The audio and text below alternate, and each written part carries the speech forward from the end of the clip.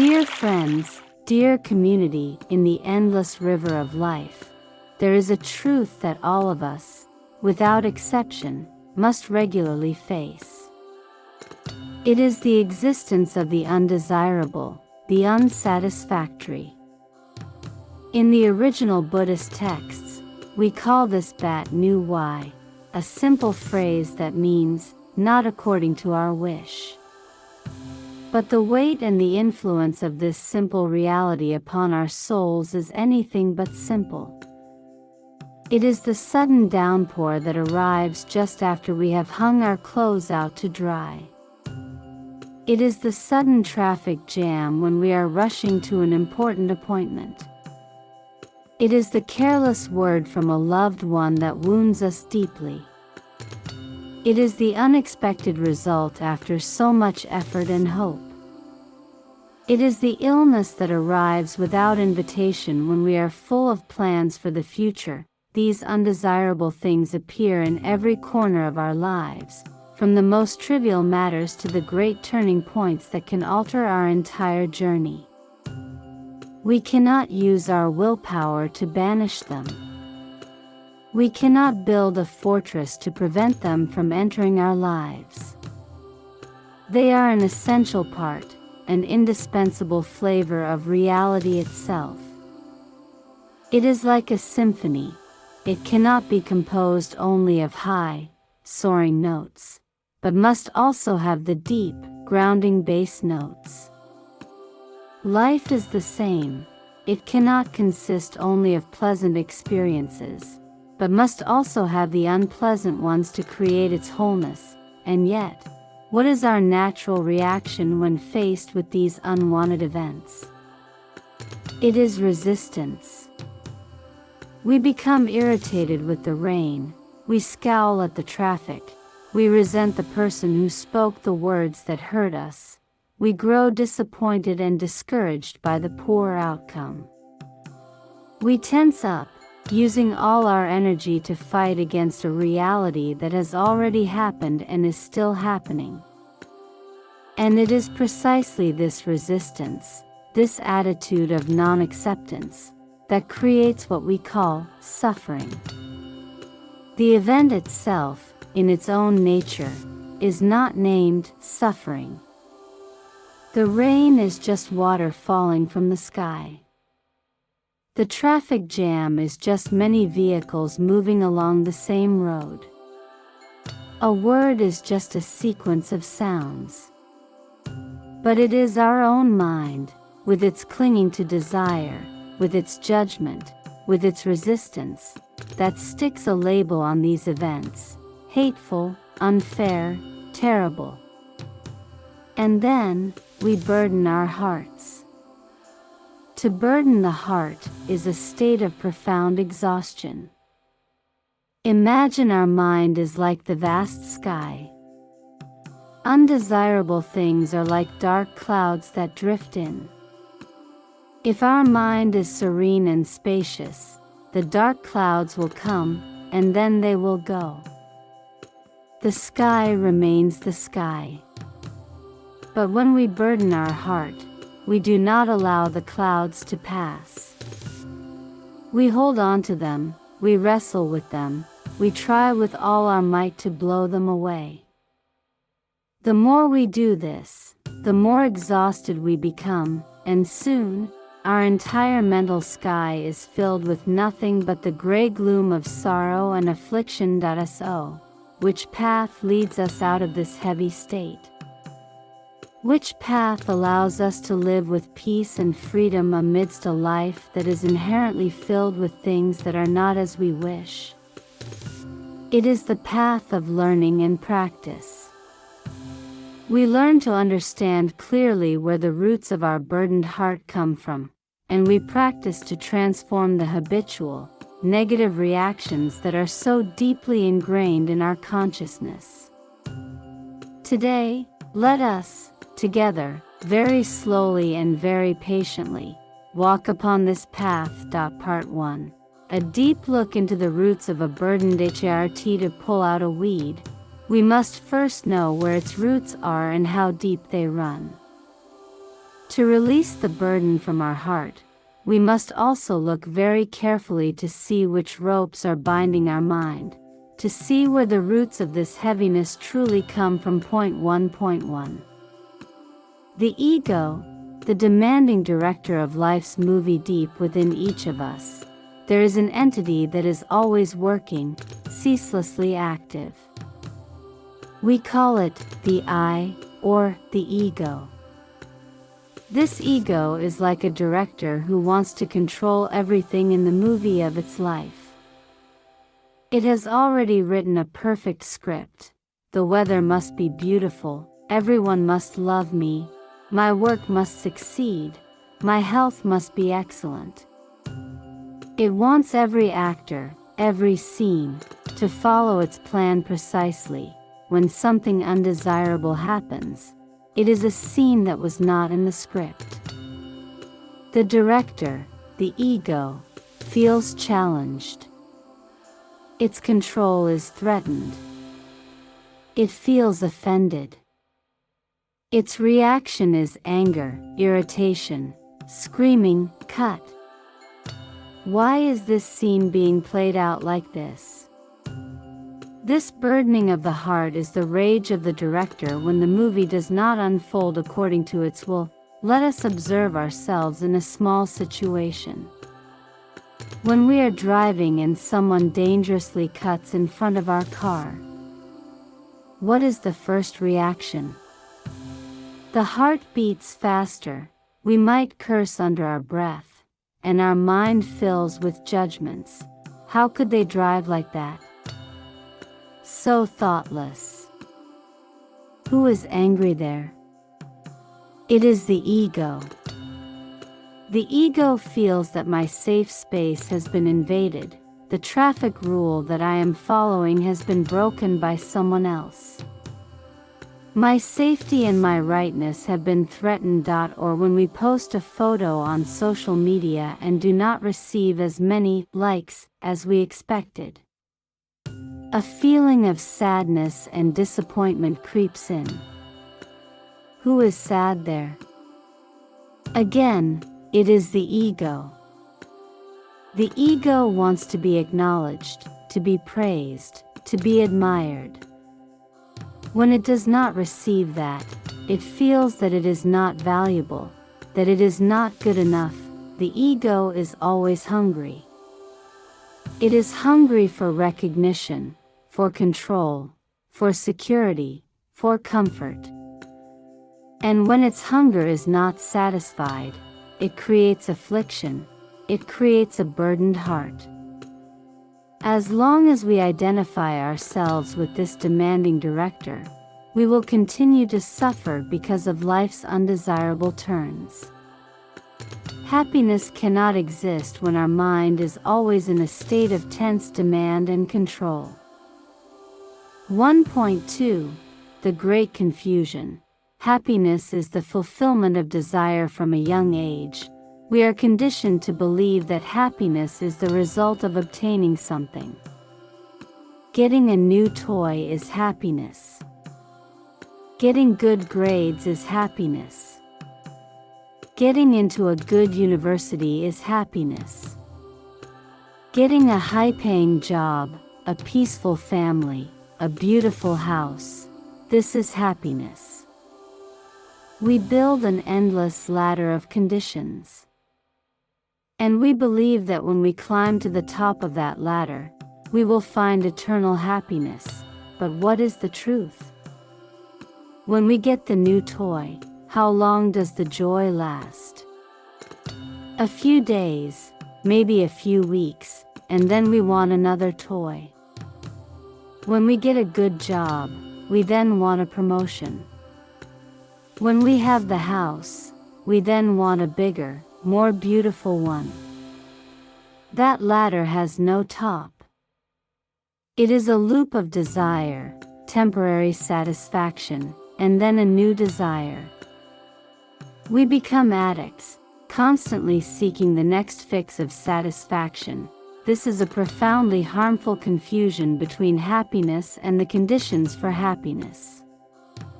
Those external things, money, fame, status.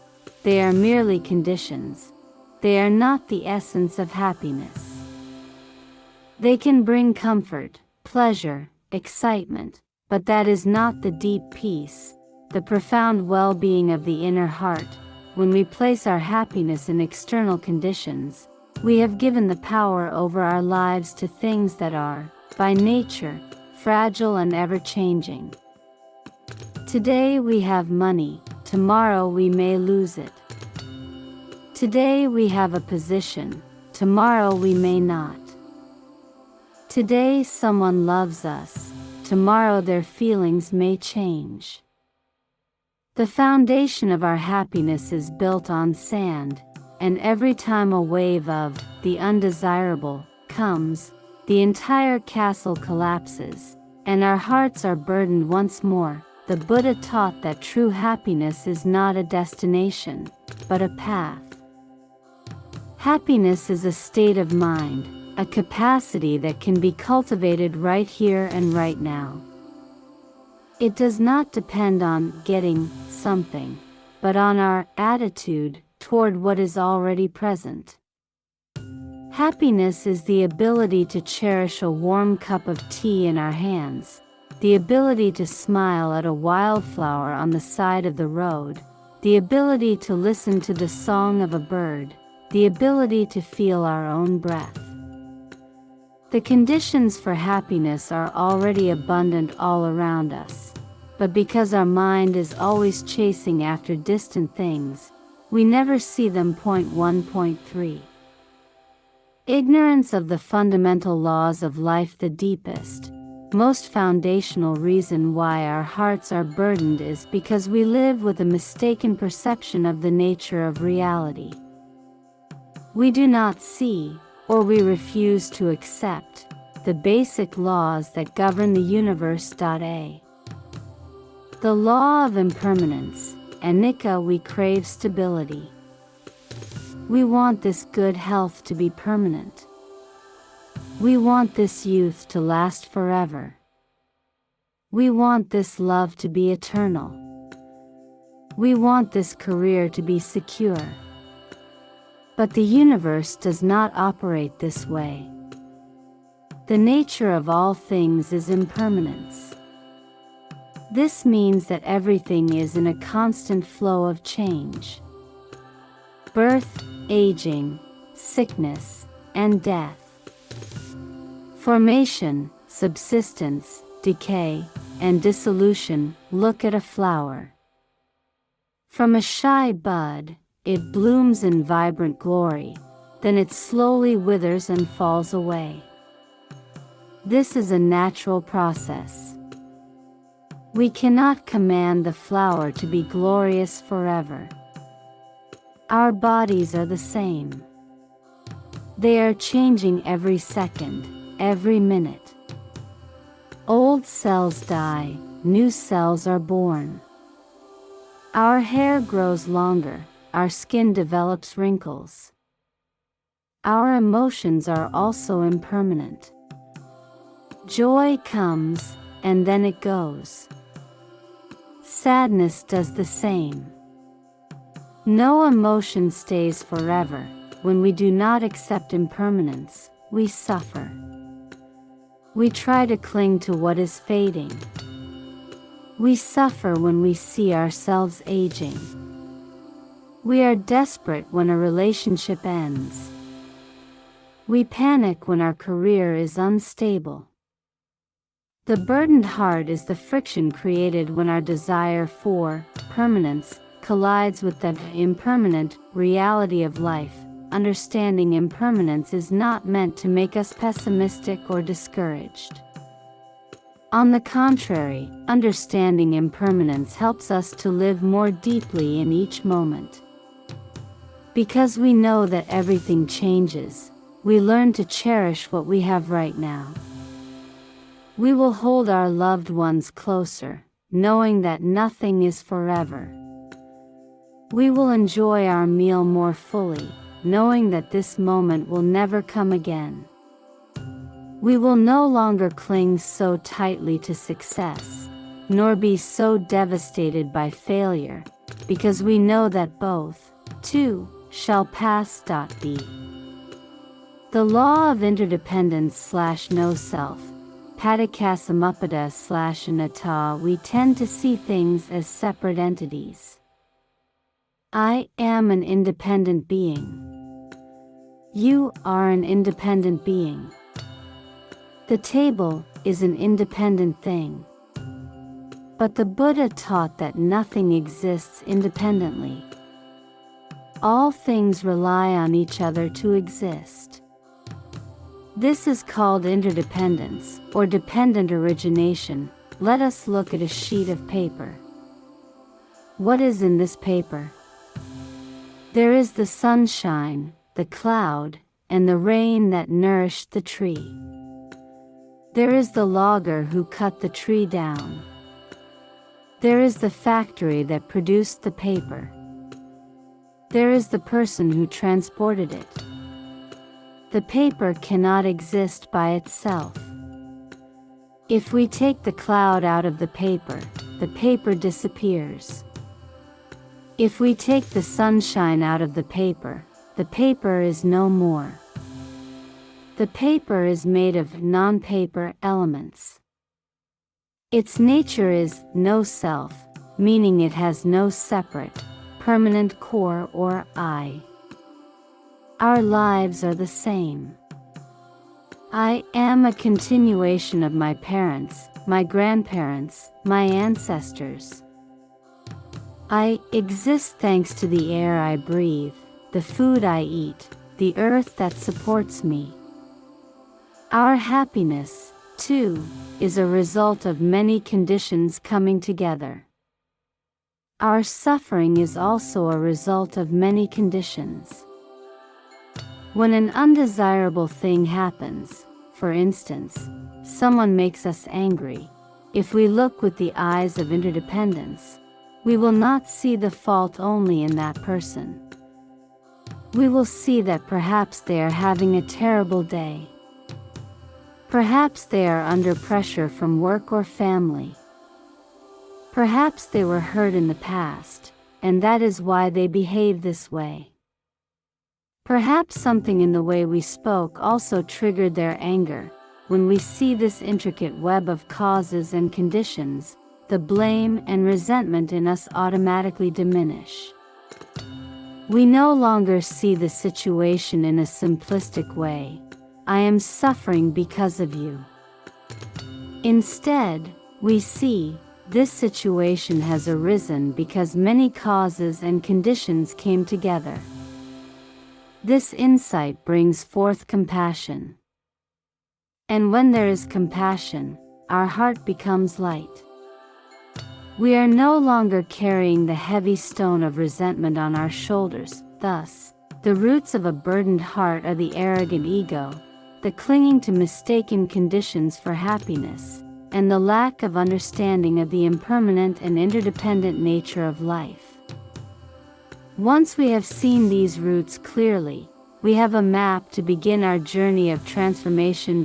Part 2, the path of practice, transforming heaviness into lightness. Knowing the cause of an illness is important, but more important is the medicine to cure it. The Buddha's path does not stop at philosophy. It always offers concrete methods of practice to apply in our daily lives. The journey of transforming a burdened heart also requires such steps. These are not lofty techniques, but simple practices, beginning with what is closest to us, our body, our mind, and our breath. Step 1. Stopping. The art of a sacred pause. Imagine our mind is like a traveler who walks ceaselessly, never stopping. It goes from the past to the present, then rushes to the future. It wanders from one thought to another, from one worry to another emotion. It has been walking like this for many years, and it is very tired. When an undesirable thing happens, it is like a strong gust of wind that pushes the traveler faster, pushing them toward anger, sadness, and resentment. Our habit is to just let that wind sweep us away. The first and most fundamental practice is to learn how to stop.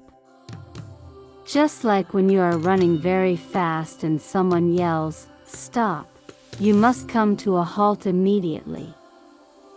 This is a conscious act, a courageous decision not to be carried away by old habits. What does it mean to stop? Stop the action. If you are about to say a harsh word, stop, close your mouth. If you are about to slam an object, stop, release your hand. If you are about to write an angry email or text message, stop. Do not type another word, stop the speech. No complaining, no lamenting, no blaming. Maintain a noble silence. This silence gives you the space to observe instead of react. Stop the thinking. This is the most difficult step. Our mind is a factory for stories. When someone speaks ill of us, it immediately produces a movie. That person is so evil. They have always been jealous of me. I have to do something to get back at them. To stop thinking is to recognize these streams of thought and to not believe them, not follow them. Simply know, this is an angry thought passing through. This act of stopping is like going on a begging round, not for physical food, but for peace for our soul. We are asking to reclaim our own peace from our own agitated habits. Each time we manage to stop, we win a small battle with the ego, and we give ourselves the chance to become calm and clear again. Practice this with the smallest things. When you feel a bit annoyed because the internet is slow, just stop. Take 3 breaths. When you feel irritated by a neighbor's noise, just stop. Smile at your own irritation. It is these small practices, repeated day after day, that will build a tremendous inner strength, helping you to stand firm in the face of life's bigger storms. Step 2. Recognizing and naming. Turning affliction into an object of observation after we have managed to stop. The next step is to turn inward and see what is truly happening. Usually, we are drowned by our emotions. We are the anger, we are the sadness. There is no distance between us and the emotion. The practice here is to recognize and name the emotion or affliction that is present. Like a diligent gatekeeper, we acknowledge every guest who enters the house of our mind. Practice saying silently to yourself, with a very gentle, non-judgmental attitude, "Hello, anger. I know you are there. Sadness is visiting me. I feel your presence. I recognize that anxiety is rising in my chest. I see a heavy feeling of disappointment is enveloping me." What is the magic of this naming? When you can name something, you have separated it from yourself. It becomes an object, and you become the subject, who is observing. The anger is no longer me. It is a guest named anger, staying in the house of me. The moment you create this distance, the power of the affliction is greatly reduced. You are no longer unconsciously controlled by it. This naming must be done with a friendly attitude.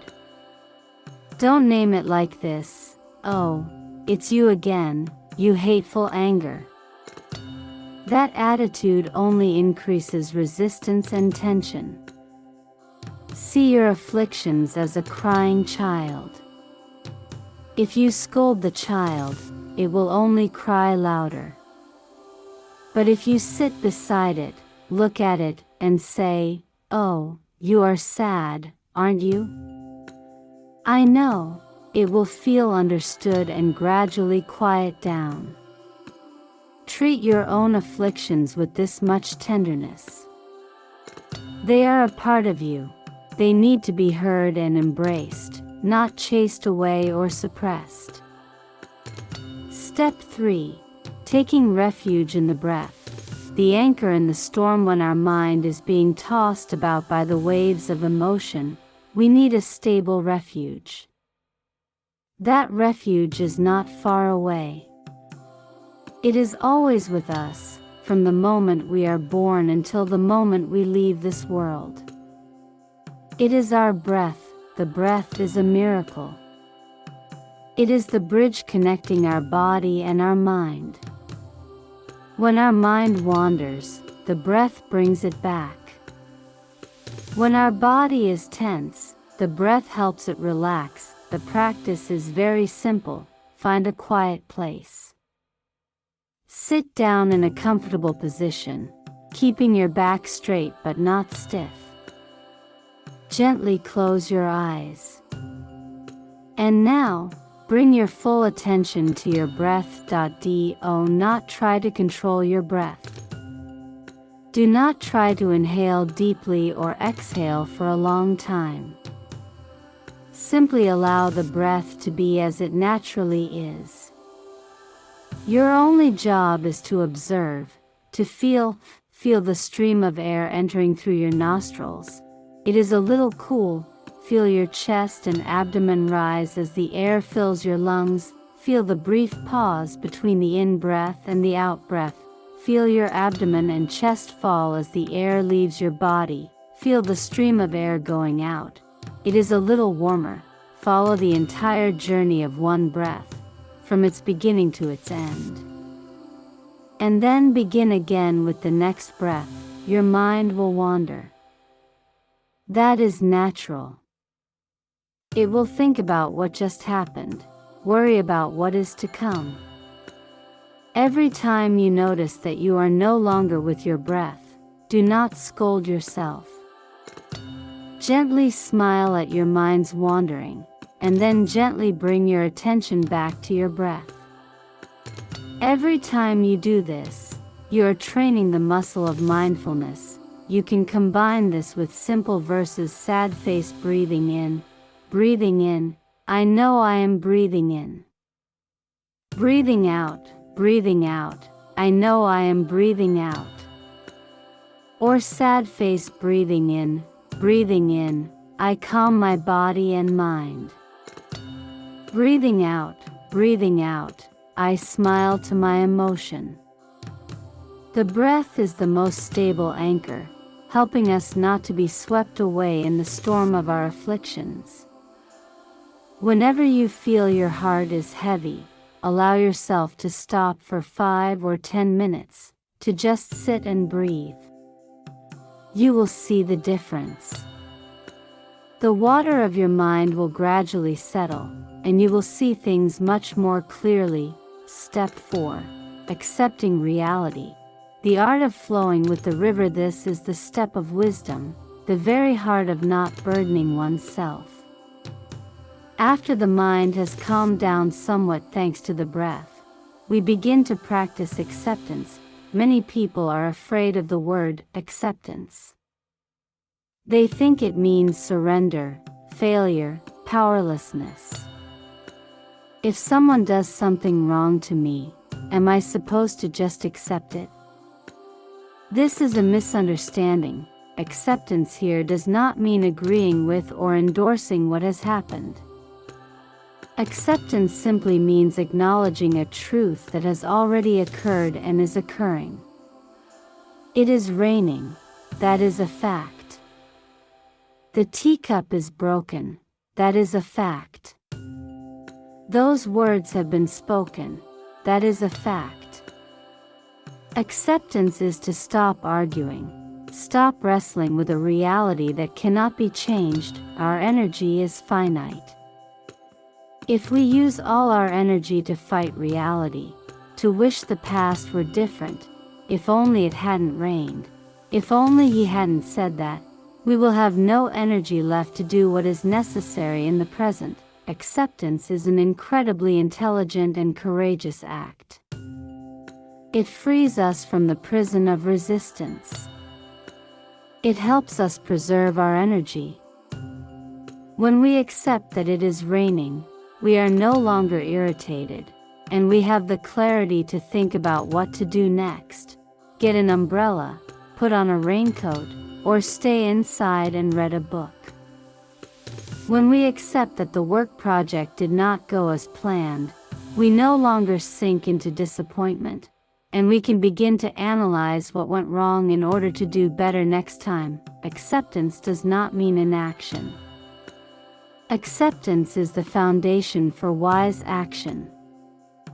We accept the truth that we are ill, and from that acceptance, we can calmly seek a doctor and find the right medicine to heal.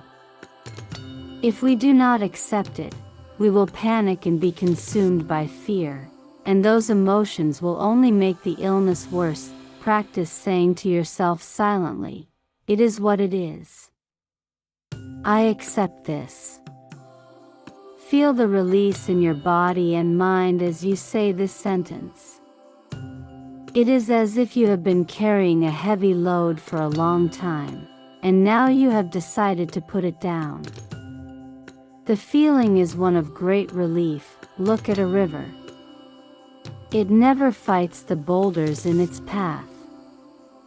It simply flows around them, embracing the rocks as it continues on its way.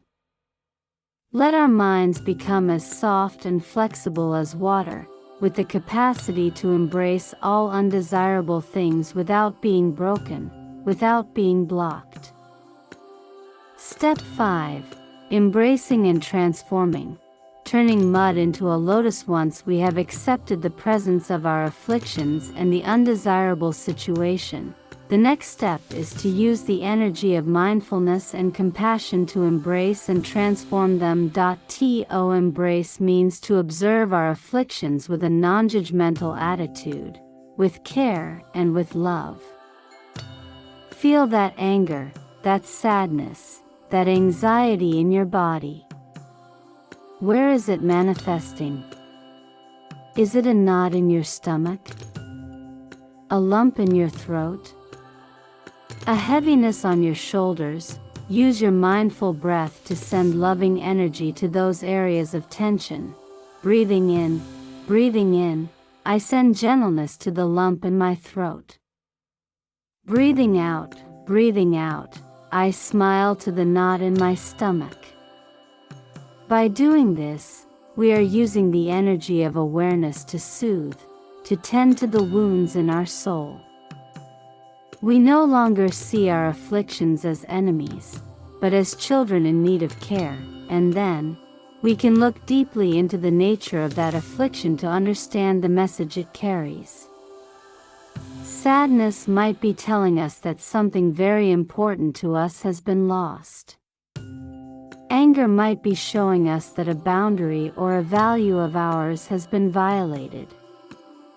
Anxiety might be reminding us to prepare more carefully for something. Every affliction, every undesirable thing, if we know how to look deeply, contains a precious lesson.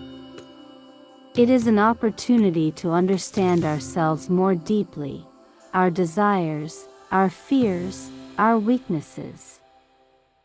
It is a teacher, sometimes a very strict one, but one who always teaches us the necessary lessons for our growth. There is a lotus in the mud. Without mud, there can be no lotus.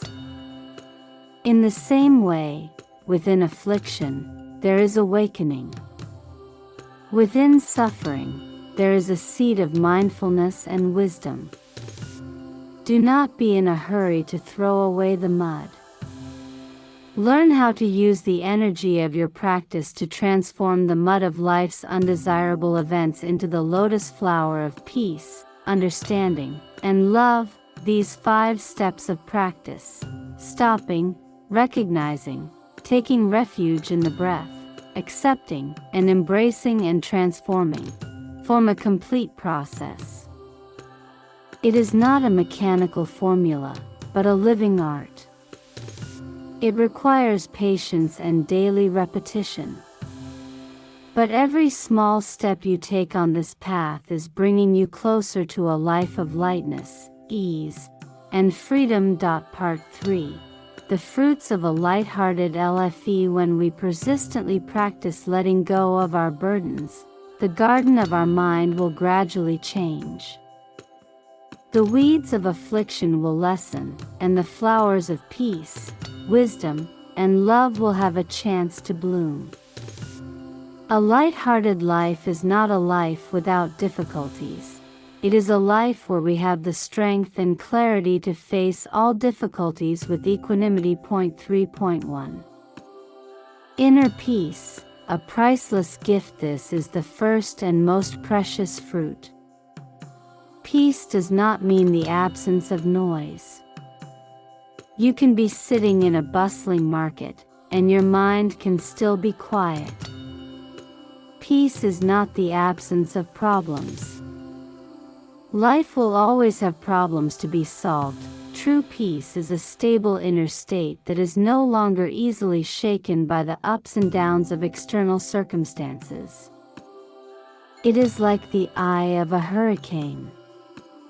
All around, the wind may be howling and the rain lashing, but in the very center, it is perfectly still. When we no longer burden our heart, our mind finds that stillness. We no longer waste energy on useless blame, worry, and anger. That energy is preserved, and it nourishes our peace. We can smile at a word of criticism because we know our worth does not depend on the words of others. We can remain calm in the face of failure because we understand it is just a part of the journey of learning. This peace is a treasure no one can take from you, the most reliable refuge in this ever-changing world. 3.2. Improved relationships, the substance of love. A burdened heart is one of the biggest causes of breakdown in relationships. When our hearts are heavy, we easily blame others for our suffering. I'm sad because of you. I'm tired because of my children. We carry the stones of our resentment, of our past hurts, and we throw them at the very people we love. When we learn how not to burden our heart, we begin to take responsibility for our own emotions.